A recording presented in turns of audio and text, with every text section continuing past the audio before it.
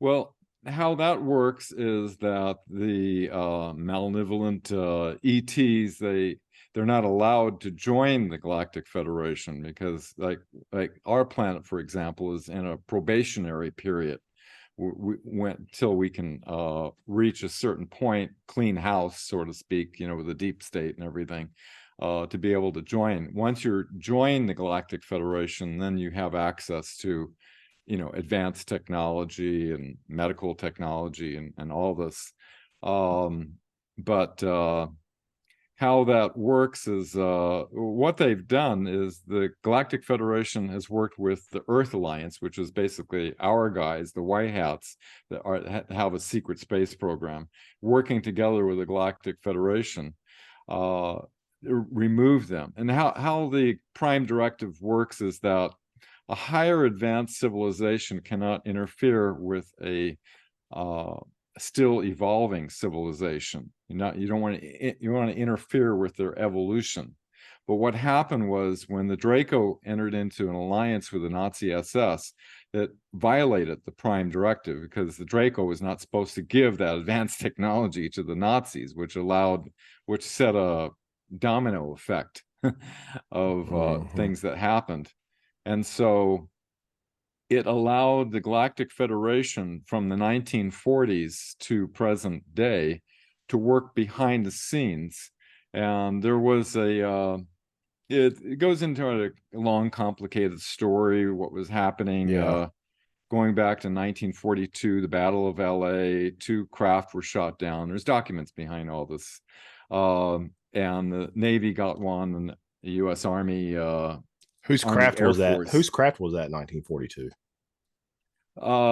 That was the 2 ET drone craft got shot down. And so the Navy took one to China Lake, the other one went to Wright-Patterson. The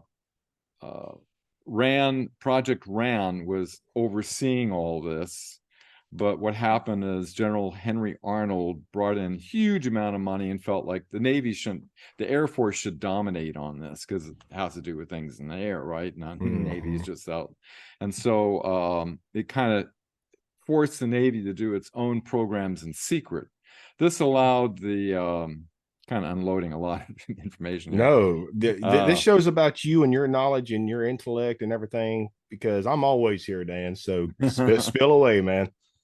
Well, because the Navy was operating in secret, the Galactic Federation worked with the Nordic looking beings, as William Tompkins testified about, these good-looking Nordic secretaries that were giving him information and things. And so they developed, it launched back in the 1980s, the U.S. Navy Solar War and Space Program, which, the 2001 event inspired a UK hacker, Gary McKidden, you're aware of, who hacked into the computers, and he saw the U.S. Navy Solar Warning Program. The Bush administration wanted to put him away for 70 years for revealing that to the public. But that launched back in the 1980s, and they've been using that advanced technology. It's hard for a lot of people to wrap their mind around that they can take somebody. They have technology that is like science fiction. They can take somebody and recruit them for 20 years, voluntarily. 20 years service duty in space. At the end of duty, they age reverse them back to their age, like 17 years old or whatever, and time reverse them back to that point of enlistment, like within 10-15 minutes, and wipe their memory. And I'm friends with so many people that having memory recall, like my friend Tony Rodriguez. Unfortunately, he got kind of abducted into the dark elements of the Nachtwaffen, the Dark Fleet, which the Navy, not the Navy, the Nazi SS developed. And kind of a bad situation that he ended up in. But other friends, like my friend Jean Charles Morin, who he was in the French section of the Solar Warden program, and he was in operations where we were rescuing people that were trapped by the Draco they on Mars. And he had a situation where he had to go up against this black Draco, and he saved his friend by pushing him away, but he didn't hit his protection belt in time fast enough, because they're telepathic. They know what you're going to think next. And so that it's like I don't know if I'd like that, Dan. it's a formidable enemy. And so what happened was that his tail whipped around and almost broke his body totally in half. Though they were able to get him back to a med bed that was able to restructure him completely. I mean, the holographic medical technology is incredible. And I worked in the 1980s, due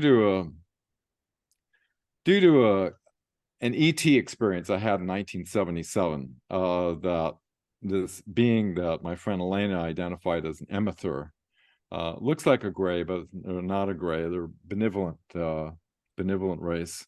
Is giving me this information about the geometry of the matrix and consciousness and relationship, and like this incredible download. And I was about to ask you about that. Was it downloads or in a dream downloads, or it was a wake download, or what? I was having a Kundalini experience where I felt like millions of volts going through my hands and my feet. And with my eyes closed, I could see perfectly vivid this being with a large cranium, incredible love coming out of its eyes, and he projected a sphere in space.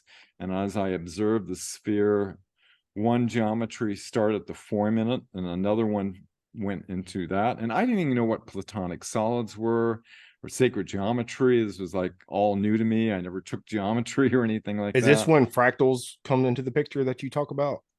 Yeah, it's like it went into infinity and then turned back into the sphere. Basically, do you want to help support Beyond Forbidden and receive extra content that's not seen anywhere else? By becoming a patron, a few things you will receive are the full-length 90-minute or 120-minute podcast episode. Members will also receive a private link to the video podcast and will only be exclusive to Patreon members. In-person, face-to-face interviews with some of the most well-known, respected researchers, behind-the-scenes footage of interviews not seen anywhere else, and that's just a few perks. So what do you have to lose? Cut out one brain-rotting, overly processed Happy Meal a month that doesn't do anything beneficial for your mind, body, and spirit, and become a Patreon for just $5.